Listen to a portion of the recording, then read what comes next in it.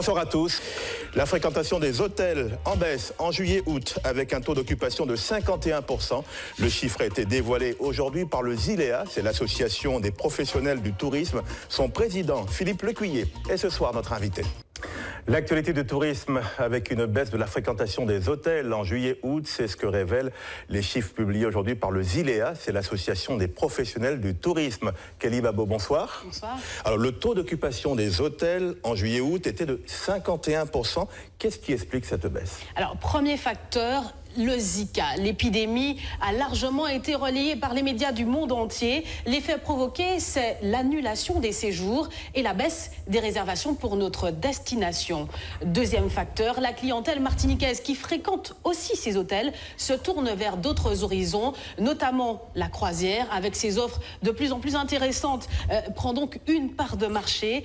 Idem pour les nouvelles destinations américaines qui sont aujourd'hui beaucoup plus accessibles car beaucoup plus de vols au départ de la Martinique et des vols qui sont moins coûteux. Alors une baisse en juillet-août dans les hôtels, qu'en est-il pour la période qui va de janvier à juillet? Alors vous l'avez dit tout à l'heure, pour le taux d'occupation pour juillet et août qui est de 51%, par rapport à l'année dernière, ce taux est en légère baisse. 2 points de moins, ce n'est pas conséquent, mais c'est tout de même révélateur car cette baisse est notable sur toute l'année. Vous le savez, en 2015, 2 hôtels fermaient, le club Marouba et l'hôtel des Trois-Îlets. C'est en l'occurrence à cause de ça aussi, mais paradoxalement, il y a des hôtels qui ont ouvert leurs portes. French Coco à Tartane, Hôtel Simon à Fort-de-France et d'autres qui ont tout simplement rénové leur site. Le dernier en date est le groupe Caribéa qui a rénové ses hôtels à Sainte-Luce. Est-ce qu'on peut savoir quels sont les gens qui fréquentent nos hôtels et qu'est-ce qui est fait pour les attirer? Alors voilà, vous avez les chiffres ici. Ceux qui fréquentent nos hôtels sont notamment les Français. 67% d'entre eux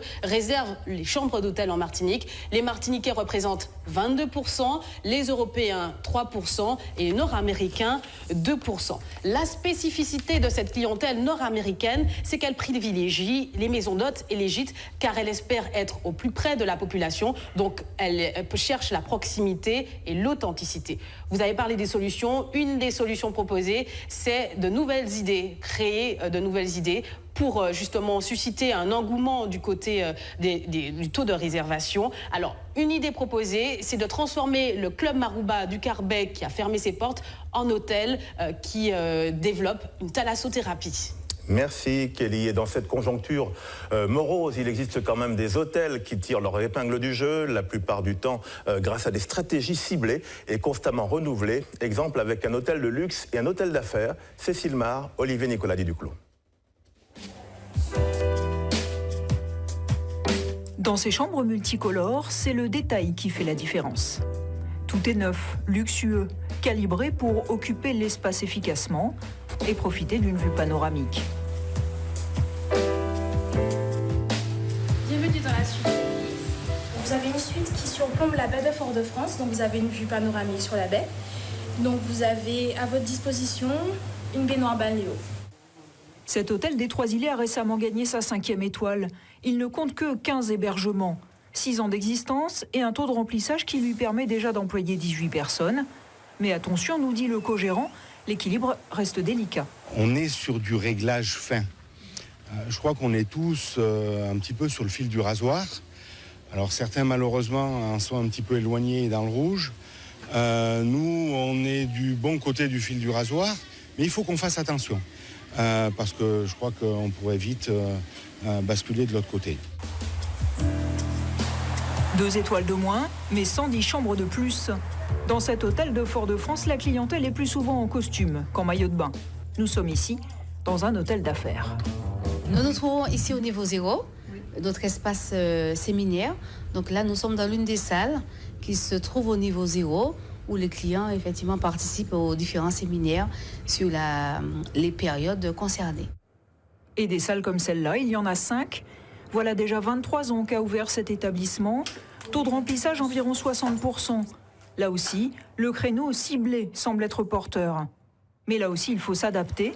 L'hôtel prévoit d'aménager prochainement un bar toit terrasse et s'ouvre désormais à la clientèle locale de tourisme.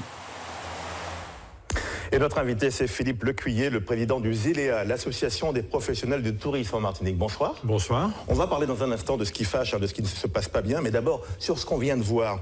L'avenir pour l'hôtellerie en Martinique, c'est ça? Des hôtels ciblés, hôtels de luxe, hôtels d'affaires ou autres? Il y a un peu tout le panel qu'il faut conserver. Ce qu'il faut surtout, c'est rénover le parc existant. Et si on a besoin de créer, il faut créer des établissements avec un vrai modèle économique pérenne. Donc c'est pour ça qu'on parlait du Marouba avec une thalassothérapie qui permettrait économiquement de faire vivre la structure d'hébergement. Donc des hôtels ciblés qui se distinguent les uns des autres? Oui, tout à fait. Chacun peut être spécifique. Le tourisme d'affaires est une excellente niche aussi qu'il faut développer. Mais il y a d'autres types de touristes qu'il faut trouver. Le tourisme de santé en est un. Et donc ce serait donc éventuellement quel type d'hôtel qui serait proposé donc à ces touristes de santé, entre guillemets? Là, il faut inventer le modèle parce qu'il n'existe pas encore actuellement, mais sur des établissements qui ouvriront, nous l'espère, bientôt, enfin au moins ceux qui... Le prochain, en tout cas, qui est en cours, c'est l'appel d'offres pour le Calenda aux Trois-Îlets. Mais c'est quand même un hôtel de luxe, un hôtel d'affaires. Hein. Voilà, il faut trouver des solutions pour que le modèle économique soit viable, pour qu'on puisse à la fois créer des emplois, mais aussi qu'il soit durable et qu'on ne soit pas obligé dans 10 ans de réclamer encore des subventions. Mais c'est vrai qu'on s'y perd un peu au niveau des hôtels. Il y a ceux qui ferment, on l'a dit tout à l'heure, donc l'hôtel du Marouba au Carbet, le club des Trois-Îlets. Il y a ceux qui ouvrent effectivement le French Coco à Tartane et le Simon à Fort-de-France. Quelle lecture on peut faire justement de ce qui se passe en ce moment, de tout ce qui bouge en ce moment? La difficulté, c'est qu'un certain nombre d'hôtels sont en difficulté et que si on ne trouve pas le moyen de les rénover, donc c'est en cours de réalisation avec la CTM, mais si on n'arrivait pas à les rénover, on aurait du mal à accueillir des clients dans de bonnes conditions. L'image d'une destination, c'est une image hôtelière, d'un volume d'hôtels à mettre en place. Il faut absolument qu'on ouvre d'autres chambres. On voit au mois de janvier, on était complet. Par contre, la difficulté de la destination, c'est la basse saison, puisqu'on perd tout l'argent qu'on veut sur les 6 mois qui sont inoccupés. On a dit tout à l'heure donc avec Kelly Babo que la fréquentation a baissé en juillet-août aussi à cause du Zika. Quelle a été la part de cette épidémie justement dans cette baisse? Alors elle a surtout baissé au deuxième trimestre. On a fait un excellent premier trimestre avec plus de 88% d'occupation. Et puis on l'avait annoncé dès le mois de février. On a eu des baisses de réservations qui sont focalisées essentiellement sur les mois de mai, juin et un petit peu avril. Heureusement, on a pu rattraper le coup, mais en faisant des offres tarifaires extraordinaires, donc on dégrade nos marges. Et pour juillet et août, on a aussi une dégradation de la part de la clientèle de métropole et un petit peu de dégradation aussi de la Martinique. Mais heureusement qu'on a des opérations comme Partir en vacances en Martinique qui remplissent les hôtels en juillet et août à plus de 56%. Une dernière question, il y a le contexte français, on le connaît, le contexte des attentats. La Martinique est un département français. Oui. Est-ce que nous sommes impactés par la réticence des touristes à venir en France? Ça peut être le cas. On s'aperçoit aujourd'hui, en regardant nos réservations au jour le jour par rapport à l'année dernière, qu'on a une légère dégradation déjà pour les mois qui viennent d'à peu près 3%. À mon avis, c'est lié à cette inquiétude d'une clientèle âgée qui vient chez nous et qui se dit on va peut-être pas passer par un aéroport ou pas prendre l'avion, c'est un peu risqué en ce moment. Alors il faut qu'on essaye de lutter contre ce phénomène. A priori, la haute saison qui arrive devrait être une très bonne haute saison aussi. Merci Philippe Lecuyer. Je vous en prie, bonne soirée.